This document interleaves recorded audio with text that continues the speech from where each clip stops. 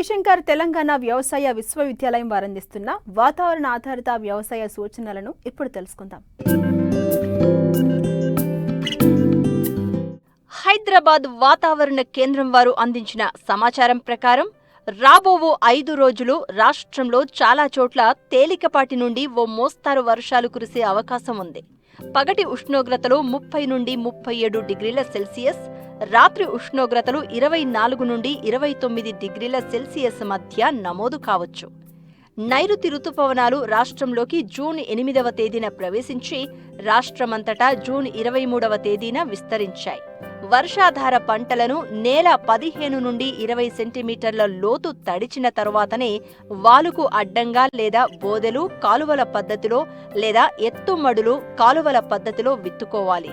చెరువులు, కుంటలకు దూరంగా ఉండే తక్కువ నీటి వసతి ఉన్న రైతులు తమకు అనువైన తక్కువ నీటి అవసరమున్న ఆరుతడి పంటలను సాగు చేసుకోవాలి. అధిక వర్షాలు కురిసే సూచనలు ఉన్నందున ఇదివరకే వర్షాధార పంటలను విత్తుకున్న రైతులు పొలాలలో మురుగునీటి కాలువలను ఏర్పాటు చేసుకోవాలి. కోతకు సిద్ధంగా ఉన్న టమాటా, వంగ, బెండ, మిర్చి, ఆకుకూరలు లాంటి కూరగాయ పంటలను కోసుకోవాలి. రాష్ట్రంలో అక్కడక్కడ ఉరుములు, మెరుపులతో కూడిన వర్షాలు కురిసే సూచనలు ఉన్నందున రైతులు చెట్ల కింద నిలబడరాదు. పశువులు, గొర్రెలు, మేకలను చెట్ల కింద ఉంచరాదు.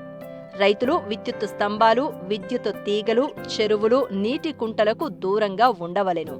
వరి సాగు చేసే రైతులు పచ్చిరొట్ట పైరుగా జనుము, జీలుగా, పెసర, పిల్లి పిసర, ఉలువలు లేదా అలసంద పంటలను విత్తుకోవడానికి అనుకూల సమయం.